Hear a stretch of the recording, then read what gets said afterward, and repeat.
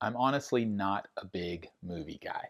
As you can imagine, I spend most of my time, believe it or not, listening to records. But when it comes to music movies, I am a big fan, whether it's documentaries or concert films. So I want to highlight a few of my favorites and the albums that pair perfectly with them on this episode, Talking About Records.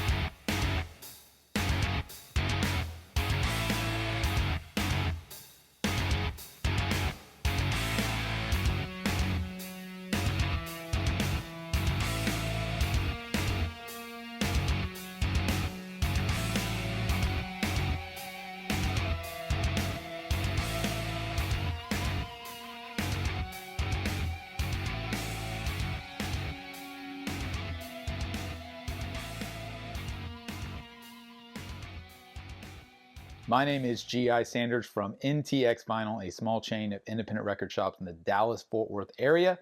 If you're not local but you are in the US, you can shop online at ntxvinyl.com and would love it if you'd subscribe to our channel here on YouTube. Follow us across social media on Facebook, Instagram, and TikTok. Let's talk about records, but even more so, let's talk about movies. This is a fun one. I haven't seen a lot of these movies in a long time. I've kind of gone back and started to scrub through some of them, and some of them I've got caught up and watched them in full again. Like I said in the intro, I don't really watch a lot of movies. Probably only get to the theater maybe once or twice a year, and that's really probably just with the family to see something my kids want to see or something like that. I don't see a lot of big blockbuster films. You could probably name the top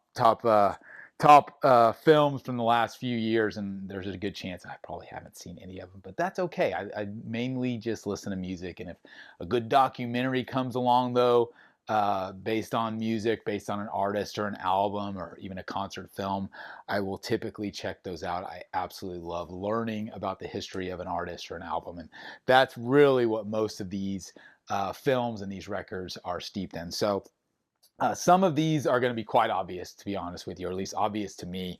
But maybe you haven't dug that deep into documentary films based around artists, so maybe they'll be new to you. I've got a couple I think are a little more obscure, but I figured I'd get some of the, or at least one of the big ones out of the way first and foremost, because in my opinion, when I think concert film, I think iconic movie paired with a record release. The first one I always think of, and I think a lot of people do, is The Last Waltz by the band. An absolute incredible show, movie, album, release, everything across the board. It's one of those that I think transcends time. It's so amazing to go back and watch this movie. It came out in 1978, the year I was born. It was actually filmed 2 years prior, directed by Martin Scorsese. And the soundtrack has gone on to, I think, be as iconic as the film in a lot of ways. This is a true, I think, concert film, I would say, but there are some portions that are more kind of documentary behind the scenes that tell a bit of the story of the band. If you're not familiar, the band, very prolific on their own, but also kind of got their start backing up as Bob Dylan as his live bands. You got Rick Danko, Levon Helm, Garth Hudson, Richard Manuel, Robbie Robertson, and then on this performance, which was their last concert ever, of course, with the core lineup. You had Clapton and Neil Diamond and Bob Dylan and Dr. John and Joni Mitchell and Van Morrison and Neil Young and Ringo Starr, Muddy Waters. The list just goes on. It is legitimately a who's who of classic rock and R&B and soul and blues masters joining the band on stage, which was a testament to how important they were as musicians and how well respected they were within the music community that they kind of existed in within in that time. So if you're not familiar with The Last Waltz, I would highly encourage you to check it out. It's an interesting film because it was their way out the door, right? Which is kind of odd to do a big hurrah around saying goodbye, but I'm glad they did.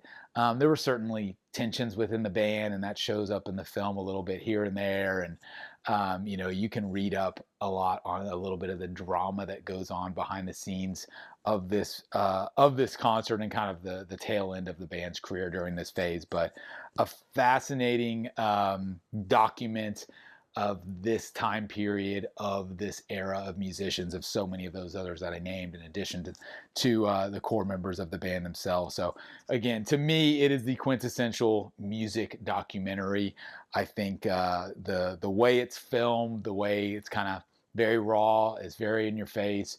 There's not a lot of trickery. It is kind of like the band as they were. Like, you kind of got what you got when you listen to a band record if you've seen the band live. There's no frills, right? And I think that's why this movie stands up on its own. Everyone gets up there and it's just an incredible musician. The songwriting and the instrumentation and everything they brought to the table for this show and in general, I think really, really holds up. And honestly, I still think they're just so underrated. Like, when you hear about the top, classic rock bands from the late 60s all the way through the mid 70s, like, the band isn't one that comes up a lot, honestly, just because they didn't have massive radio hits. They didn't have, at least at that time, I don't think they had a massive following. They weren't playing stadiums and those types of things. It was more of an underground kind of rootsy thing, but it really holds up well. So that's number one on my list. And I just had to put it first because, again, it's the first one I always think of. So great film, great companion soundtrack. Next on the list, this was another one I thought of pretty quickly. I haven't seen this one in quite a while, and that's because it is an extremely long film, and that is Running Down a Dream, the 2007 documentary, which basically tells the entire story of Tom Petty and the Heartbreakers. What an incredible lesson in music history, the way that that band came to be. This goes up to, I believe the album Mojo, I think, was right around, goes past their greatest hits and all. I pulled the greatest hits out because that was really, I mean, it goes through their whole career. I could have pulled out any album, but it does go through all the way through when they released this. And that's important because this is when they kind of switched up the lineup a little bit on drums. And it's important because Mary Jane's Last Dance appears on this, and it was a key moment in that film with Steve Ferrone joining on drums. But I think it's like 3.5, 4 hours long, so it's going to take a couple sittings. If you've never seen Running Down a Dream, it's a fantastic film, and it's one of those. It does, like I mentioned, it's not focusing on a specific period or a specific album. It is all encompassing for the entire career of Tom Petty up until the point of when they filmed it. Again, it came out in 2007, so they had several studio albums after that, and plenty of work after that until, unfortunately, Tom passed away, of course. But it is, again, it's a history lesson in all things rock. The way that it starts out in regards to their early history in Florida and how they literally just got in a van and drove across the country to Los Angeles and started knocking on record labels' doors trying to get a demo deal. And it worked. Like, that's how it used to happen, which is just mind-boggling that they would take that chance. But they were kids and they had nothing to lose. So it's fascinating. There's so much drama involved in the Tom Petty story in regards to his early struggles with breaking the band in the US versus Europe, and then holding on to his kind of artistic laurels in regards to the pricing of albums and battling with record labels and eventually starting his own and getting his freedom to do pretty much whatever he wants, thankfully. So I highly recommend it. Like I mentioned, long film, but definitely worth it.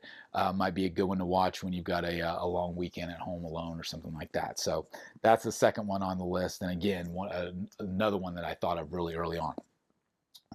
Next one, this one's a little more, not an obscure band by any means, but there's a lot of films about U2, one of my favorite bands. And there was a film that came out in 2011 called From the Sky Down. It is centered around a specific album, and that album is 1991's Achtung Baby. A beautiful album, one of my favorites, if not my favorite by the band. It's an album where they completely reinvented themselves. This is, post Joshua Tree and Rattle and Hum, where they started experimenting with a ton of different sounds and really just trying to reinvent themselves as a band. And the documentary captures all of that. There is, it's well documented, not only in the film but just in general, that the band almost split up at that time because they didn't really know where to go next. They had been the biggest band in the world in the mid to late 80s. And then again, Octung Baby comes in 91 and it's got a completely different sound, a completely different look, essentially scrapped everything the band was about in that early period during, War, Unforgettable Fire, Joshua Tree, all that, and rebooted themselves in the 90s. So it's a fascinating look at that era of the band and how they kind of pulled through, if you will, and eventually put out a timeless record that I think sounds even better today, honestly. Going back in time in 1991, it was well received in regards to mainstream media. I remember seeing, Octung Baby in the videos all over MTV, so it was still getting a lot of exposure. But I know, and I've talked to many people who, didn't want anything to do with it because they wanted the U2 from the mid 80s. They wanted Joshua Tree U2, and this was not that at all. And so, again, the recording process and even more so, the writing process that they went through for Octung Baby is documented in the film, which is the most interesting part to me because they are a very interesting band. They write truly collectively in the room in a lot of ways, live, as far as not even recording. I'm talking about writing live, which is very unique, and especially when you bring in their producers, Daniel Lanois and Brian Eno and Steve Lillywhite, this team of producers that they've worked with for almost their entire career. And they involve them in the process as well. So it's just a really interesting look at a band that, again, they were one of the biggest bands in the world at that time. And they were still going through struggles that, garage bands go through as far as trying to figure out who they wanted to be. So that's what I love about that film. And that's, again, there's been a lot of movies about U2, concert films, documentaries, but I think this one on Octung Baby is really special. It's a good one to check out if you're a fan of the band or just a fan of songwriting process in general, because it goes into a lot of that. Next on the list, let's talk about an album that came out in 1976. It was actually recorded during 3 shows in the summer of '73 at Madison Square Garden, and that is The Song Remains the Same, by Led Zeppelin, of course. This is kind of one of those cornerstone live albums, I think. I love the film. The film is interesting. I can only imagine what this film would look like if it was shot today, right? Which it wasn't. This is 1976, so it's very rudimentary into not only the filming but also just Zeppelin's stage performance and production in general. It's so minimalist. And the interesting part about the film is you almost wouldn't even know there was an audience there. It's shot very tightly on the stage, just showing the musicians. There's not a lot of big, wide crowd shots, which is what you typically would expect of a live show. So it honestly feels very intimate, which I don't know if that's the feeling they were going for, but they certainly accomplished it. And honestly, when you're in Madison Square Garden, which I've had the opportunity to be in a number of times for live shows, it does have that feeling, because it's, even though it's an arena that seats, I don't know, 20,000 people or whatever, 15, 18, 20,000, whatever it may be, depending on the show, it does have an intimate feel to it, which is like why a lot of artists and musicians like performing there. It's got a very unique vibe. I mean, this is Led Zeppelin at their absolute peak, if you will, performing, obviously, aside from the title track, stuff like Dazed and Confused, No Quarter, Stairway, Whole Lotta Love, the Rain song, so good. So it almost acts as a greatest hits in some ways, but it's just a great documentation of the live band at that time and how powerful they were. So it's definitely something, if you're a Zeppelin fan, to check out. If you've never watched the film, never heard the soundtrack, it is a must-own, in my opinion, for kind of that era of hard classic rock.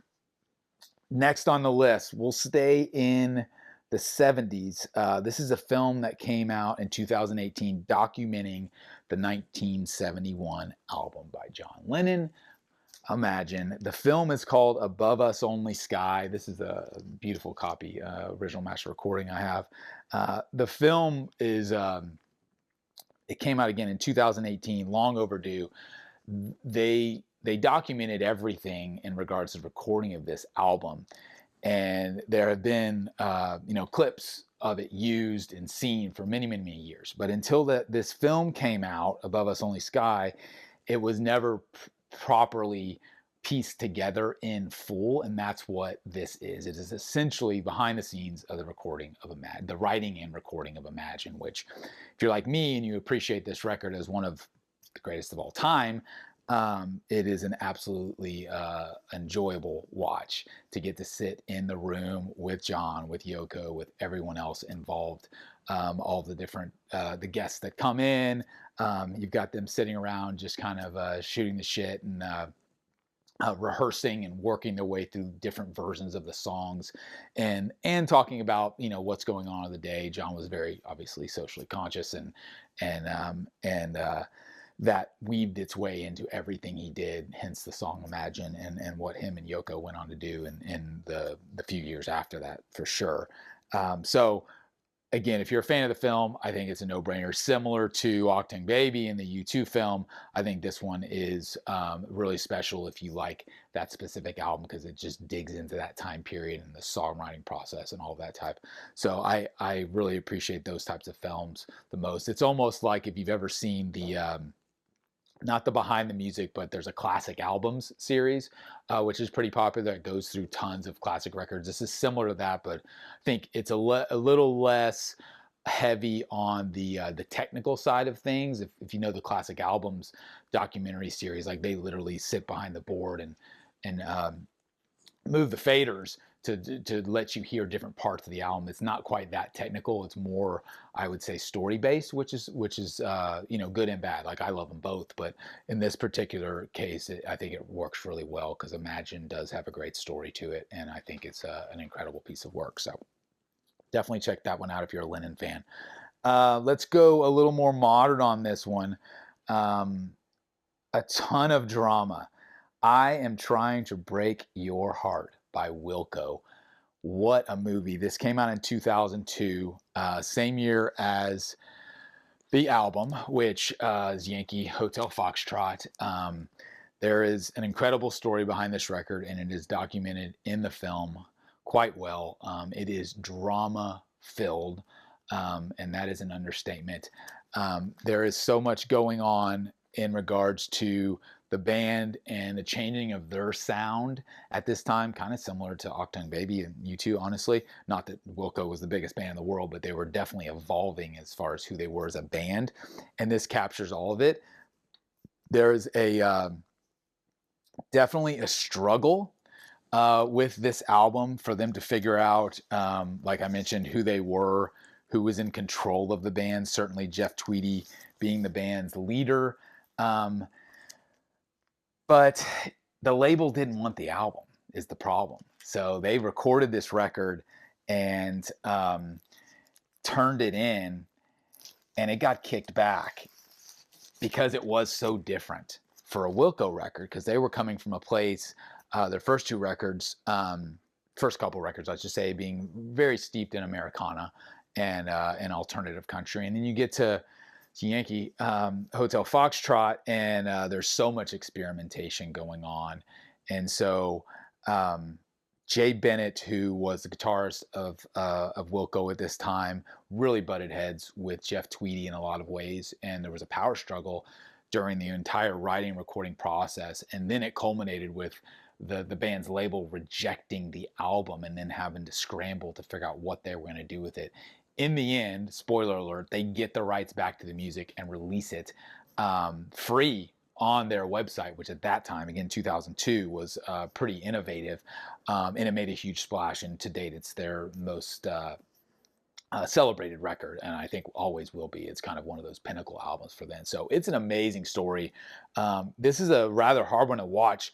I used to, I I think the way I got this, I used to do the Netflix thing. This is pre-streaming where you used to get the DVDs in the mail. So I have hundreds of music documentaries, these being just a small slice of those on hard drives that I used to get the DVDs and rip them to a hard drive to save it, and then I'd send the DVD back. So that's how I got it. I don't even think you can buy it these days, and it's not on any streaming services. I think you can find some samples of it on YouTube and stuff, some clips, but I'm not sure if you can watch it in full. But chase it down. I'd love to see it again. It's been years since I've seen it, but it's a fantastic, fantastic story. And in the end, the band does triumph.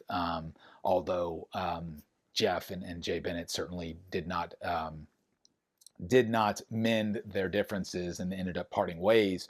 But the album stands as what it is, and I think it's to many Wilco fans, again, is seen as their best work. And I think the film really captures how that came about. And a lot of times, when there is struggle and drama, some of the best music rears its head, and this is one of those examples for sure. So definitely check it out if you're a Wilco fan and you like that era of the band. Next on the list, this is a film and a record that came out in '96, Letters from a Porcupine, the story of Blind Melon. I pulled out Nico, which is their posthumous record that came out after the death of lead singer Shannon Hoon. The film, like I mentioned, and this album came out around the same time in '96. A really fascinating movie. I'm using the word fascinating a lot. Apparently, I'm fascinated with all these films, but it's a great watch. If you don't know the full story of Blind Melon, it's short. It wasn't that many years, probably, 92, 91, 92 up until 96. Unfortunately, so it was short-lived, only 2 full-length albums, and then again Nico's kind of B-sides and outtakes that they put together. But the film starts at the very beginning and goes through the entire band's history during that time, kind of how they ended up in LA, because they were all transplants, moved there to make it, and ended up doing it. But it's a great watch. It's very sad, of course, towards the end. It culminates at Woodstock. A lot of ways it culminates at Woodstock '94 and the tail end. They put out their second album, Soup, which was an amazing record and has aged so well, but at the time was a complete flop because there was no big radio hits on it, and everyone was just looking for No Rain Part 2 at that point. So they didn't get a lot of label support, and the band was kind of flailing when Shannon passed away. It's unfortunate that Soup didn't have more time to simmer, if you will, because it really would have helped, I think, if they would have been able to stay on the road for a little longer. But I mean, that was the problem. They should have never been on the road to begin with, because that's where Shannon ended up getting into more trouble again. So Letters from a Porcupine, that's one. I haven't seen it in years. Don't really need to, because I've seen it so many times back in the day. There's another film, another documentary film that came out recently, produced by Danny Clinch, that is centered around Shannon Hoon and all of his actual footage that he shot. He used to carry a video camera ever. I believe the film's called All I Can Say, or something along those lines. Look it up. If you just Google Blind Melon documentary, it'll come up, or Shannon Hoon documentary. That's a fascinating watch as well, but I would start with Letters from a Porcupine if you don't know the story, because that'll give you the basis, and then you'll appreciate the more in-depth documentary even more. So love Blind Melon and love that movie. Next on the list, 2011, Pearl Jam 20. You knew I couldn't leave this one out. If you know me, you know I'm a big Pearl Jam fan. The movie and the accompanying album, there's also an accompanying book, all celebrating the 20th anniversary of the band. I don't know, what do I say about Pearl Jam 20? I mean, it's similar to, I think of all of these, it's probably most similar to Running Down a Dream by Petty. It's pretty lengthy, tells the whole story from start to finish, at least where the band was at that point, still going obviously, but it really does dive into the history. It's directed by Cameron Crowe, which in my opinion is one of the greatest kind of music documentary makers that there is. He just does such a good job at capturing the history and paying homage to it. So if you appreciate the story from the early days of Green River and Mother Love Bone, all the way up through Andrew Wood's death, and how Pearl Jam formed and how the band broke and then got on the roller coaster ride of the early 90s. That's really what it's centered in. But again, it goes up through 2011. So you've got kind of the second half of the band's career, at least the first portion of that, when Matt Cameron takes over on drums, and they, then become more of a touring act, if you will, still putting out albums, but kind of flipped it around. It used to be you'd put out an album and you go tour in support of that album. But by the time Pearl Jam got to their, I would say, probably fifth record, right around there, around Yield, Binaural, it started to shift to where it was more like, hey, we're a touring act. We're going to go out, play 3.5 hour shows. The albums are going to kind of be complementary to that. And I think the film really supports that, again, on the tail end when you get into to the later stages of the band, if you will, not talking about the early 90s stuff. But I can't say enough about the film. It's got everyone in it talking about the early days of the Seattle scene. And, like someone like Chris Cornell comes to mind. He's definitely in there a ton, which is really cool to see. So great film. It's really well shot. There's a ton of great live footage from the band over the years. A lot of stuff that up until this movie came out had never been seen. Cameron Crowe went through the band's archives for many, many years to piece it all together to tell a cohesive story, which he really does a great job of. So love PJ20. All right, next on the list. This is an album I've talked about, or an artist I've talked about a bunch, or a couple times at least. A little more obscure. This is Sixto Rodriguez and his album Coming From Reality. He only had a couple full-length albums. The movie is called Searching for Sugar Man. It came out in 2012. This is a 1971 record, which I absolutely love this record. If you're a fan of, first of all, before we get to the movie, if you're a fan of Bob Dylan or Joni Mitchell or like Arlo Guthrie, like really well-crafted songs based on stories, like that's the type of stuff that lends itself to Rodriguez. This is my favorite of his. The movie is what really put him on the map. I'd never heard of him, like most people, until this movie came out. And again, 2012, fascinating story of how an artist gets discovered in one country and doesn't even know that he's popular in that country. It's again, you just have to watch the film to understand what I'm talking about. It's really amazing. And after the film came out, he actually reinvigorated his music career and got to perform on like late night TV and do some tours and stuff, which is just incredible because he was like just like a 9-to-5 worker for years and years, having only put out a couple albums in the early 70s, never got noticed for him, and then all of a sudden he realizes halfway across the world he's a rock star. I mean, who would have ever thought that's a true story? But it is. So look up Searching for Sugar Man. That's definitely one you can, I'm pretty sure you can stream it or rent it or whatever these days. So highly recommend. Last one on the list, Stones in Exile, 2010 film documenting the writing and recording and the drama-filled nature of Exile on Main Street, which came out in 1972. Probably my favorite Stones album. The documentary is centered around their time recording this, mostly in the south of France at Keith Richards' home, villa, whatever you want to call it. The band was, or at least Keith was, heavily into drugs at this time, and the entourage of folks that ended up hanging around that home really set the stage for chaos and drama, and eventually it got raided and they got kicked out of South of France. But they got a ton of the material recorded in the basement of that house. And it's amazing when you listen to Exile on Main Street, it has such a rootsy, almost Americana feel to a lot of them. There's a lot of horns, there's a lot of there's acoustic bass track, there's also some rockers in there. Again, double album, which was even for the Stones at that point was a little progressive, right? But it holds up so well, and the documentary is a roller coaster ride. So much great footage. It always amazes me with a film like that, based around an album. it was written and recorded so long ago that there was cameras rolling the whole time, and it just goes to show you. I mean, it's kind of similar to the Beatles and Let It Be, and the fact that you're just kind of a fly on the wall. And in this case, you happen to be a fly on the wall in the south of France, on the beach in this mansion when Keith Richards is just off the rails, and so it's a really fun watch.